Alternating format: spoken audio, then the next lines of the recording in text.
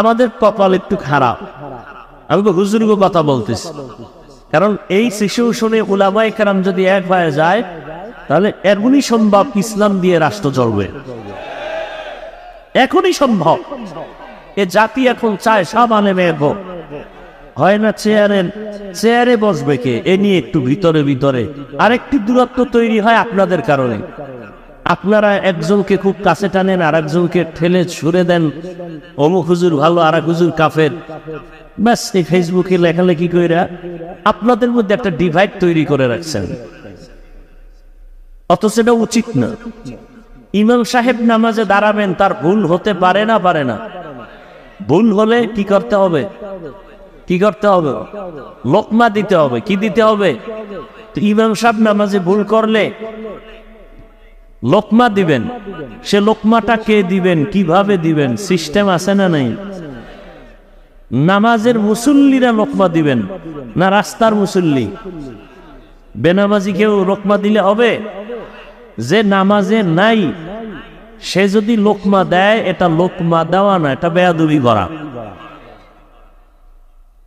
অতএব উলামায়ে কেরামের কোন ত্রুটি যদি থেকেও থাকে, সে বিষয়ে সতর্ক করবেন উপরস্থ দেশের শীর্ষস্থানীয় উলামায়ে কেরাম।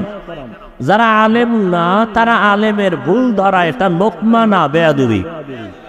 এটা কি? বেয়াদবি।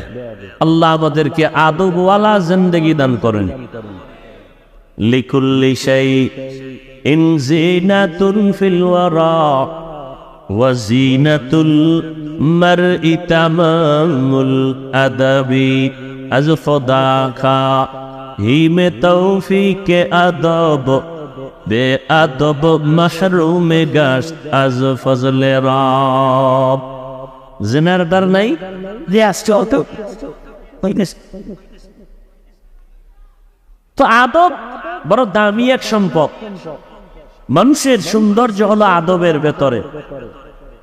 অনেক শিক্ষা আছে, অনেক কিছু আছে, টাকা আছে, বাড়ি আছে, গাড়ি আছে, কিন্তু আদব নাই।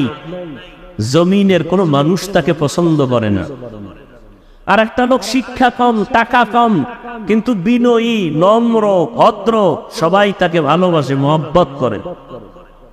এজন্য আল্লাহর প্রিয় এক গোলাম আহলুল্লাহ, তিনি বলেন প্রত্যেকটা জিনিসের সৌন্দর্য আছে, মানুষের সৌন্দর্যের নাম কি?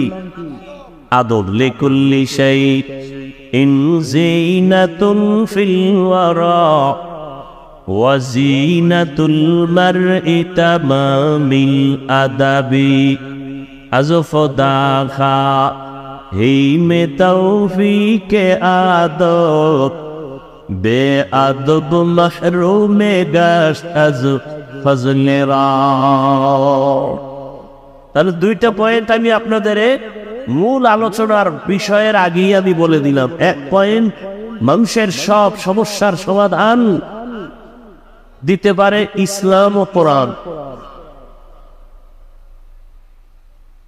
আর একটা পয়েন্ট বললাম যে আমরা কোরআনও পরিপূর্ণ মানি, হাদিসও পরিপূর্ণ মানি।